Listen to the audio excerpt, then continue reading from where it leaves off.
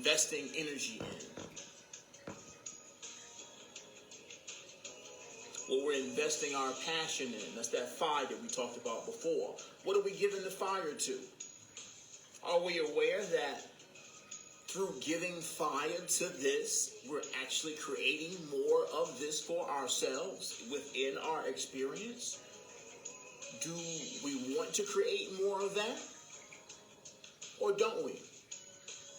If we don't, then it's necessary for us to recognize that this is what we're doing. I am creating more of that via investing my emotional energy into this thing that I don't prefer, that I don't appreciate, that makes me frustrated, or that causes confusion or doubt or fear or moral confusion.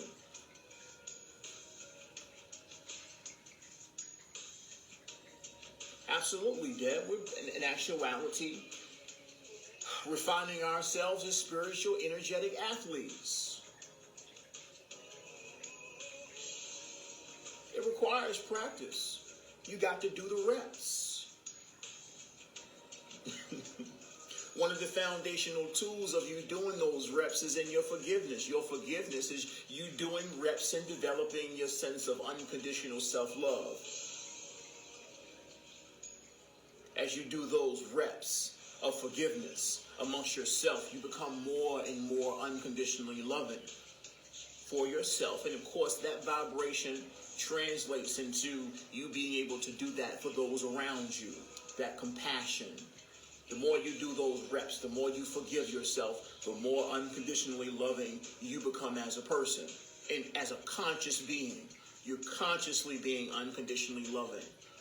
But that all happens through you being unconditionally loving with yourself. Self-love is the foundation of all love. Forgiveness is you forgiving yourself, accepting yourself. As you forgive and accept yourself, you become more beautiful, more radiant, more loving. And of course, as you do this, this is the quality of the love that you have to share with others. Love or fear remains the choice. Love or fear always remains the choice. Peace being home base. Peace is home. Peace being the truth. Peace being the truth. This is where you can exist beyond polarity, beyond labels, beyond judgment, if you just choose peace. This is home. This is by default the nature of who you are. Beyond having to label your circumstance or situations or anything. Oh, this is negative and this is positive and this is a good thing or this is a bad thing. This is fair, this is unfair, this is right or this is wrong. Beyond all of that is the transcending nature of peace, the truth of you. You can exist here each and every day. It's like gym training. You can do ab work every day. You can't train your arms every day. You can't train your back every day. You can't train your legs every day. But you can do abs every day. It's the nature of peace. We can always come back here. We can always come back here.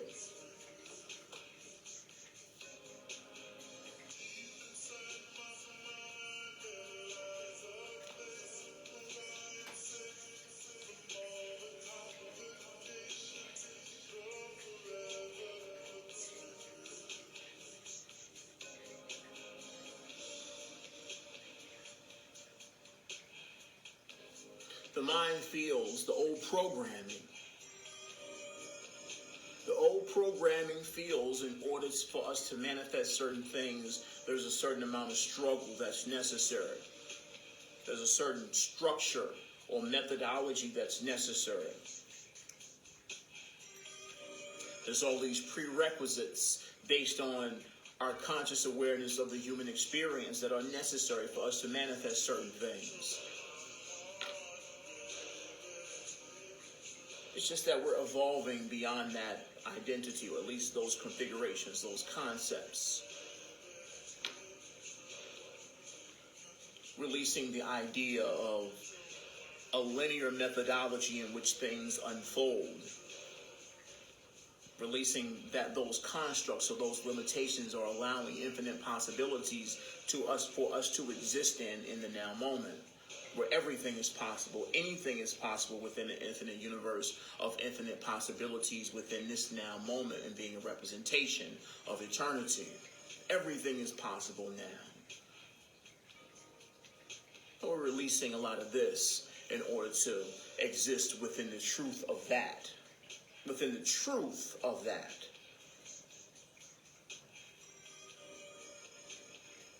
The truth of that has its foundation in the frequency of peace.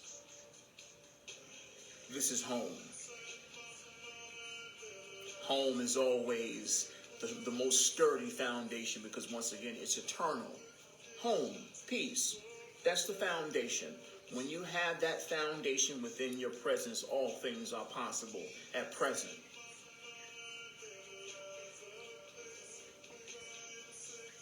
Positivity is not a strong foundation. It's temporary. Negativity is not a strong foundation. It's temporary. Just as with the emotions are temporary. Peace is eternal. That foundation isn't going anywhere. It is the bottom of an ocean. It's the seafloor. It's the truth of you.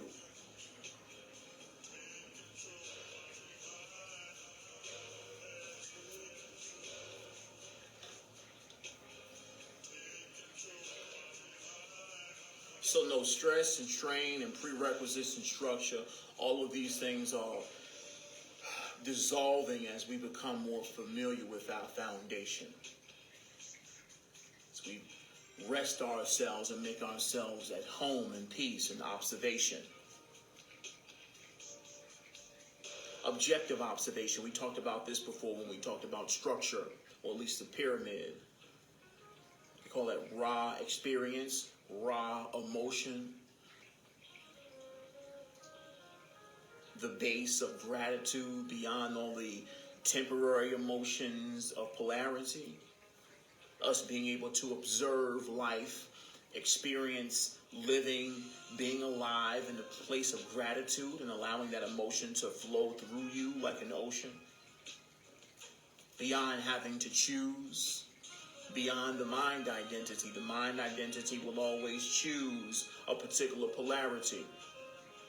The heart space remains in alignment and receives and allows the waves of emotion to flow through beyond having a distinct label or title for the emotion of being alive, being grateful.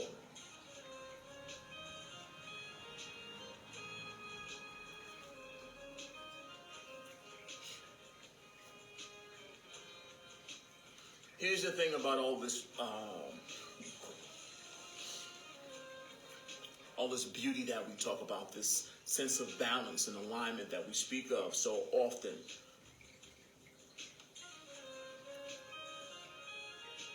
The first thing that's necessary is for us to let go of the mind identity.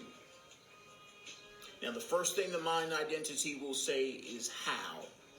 And it's looking for a logical explanation of a linear set of activities or training processes or things that are necessary for us to do in order to let the mind go. It's not necessarily that simple. It's a little bit more of a counterintuitive, integrated process. We talk about grounding yourself every day, being present on a daily basis. This is us being engaged with ourselves, recognizing our emotions, being completely engaged with what's being presented before us, and continuously coming back to the heart space, coming back to peace. This is something that we can do on a daily basis and make it an integrated aspect of our experience. I teach a class called Integrated Meditation. Integrated Meditation I teach to a lot of business people. People who have a very active lifestyle. And what I talk about is the 2-3 minute rule. Sometimes it's 1 minute.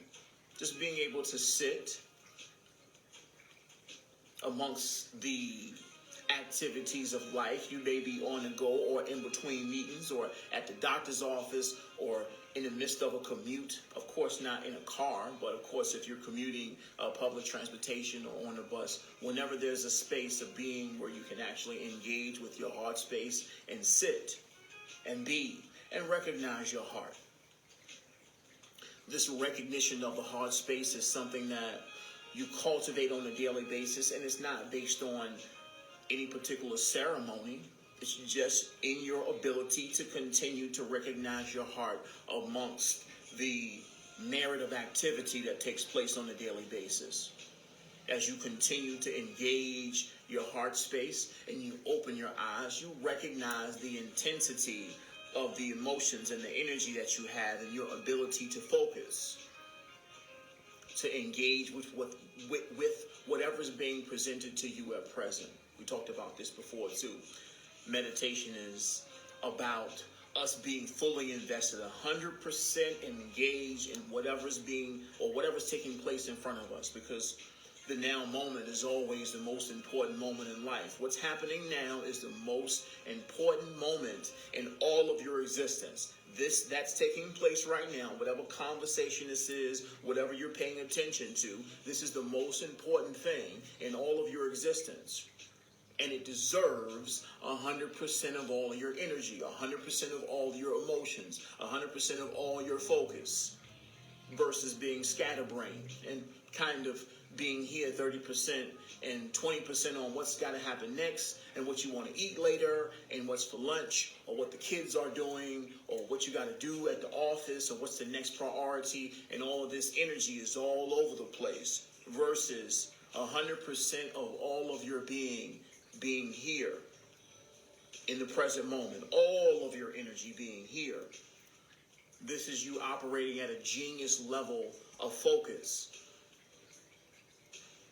When you're 100% present, all of who you are as a creator, you have access to, because all of your energy is here. Being that this moment is the most important moment in all of your existence, wouldn't you want to be the most efficient and effective in your decision-making process? This is the most important moment of all of your life. Wouldn't you want to have all that energy invested in your decision-making at present? Of course you would. How you feel right now decides what happens next. How you feel right now decides what happens next. The conditions of that which is unfolding. So this is a lifestyle choice, this grounding that we talk about so often. As you continue to ground on a daily basis and pay more attention to what's happening in front of you,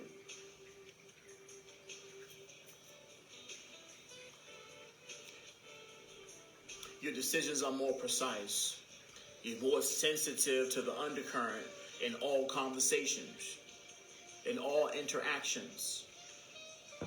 The need to constantly discern or decide and figure out and kind of toy with all these ideas wouldn't be necessary, because once again, you're 100% engaged in everything that you do. This is the nature of the grounding process. As you allow this to become a part of your lifestyle, there's a natural function within the body, within the mind identity, as you continue to recognize the heart as the centerpiece, the foundation of all your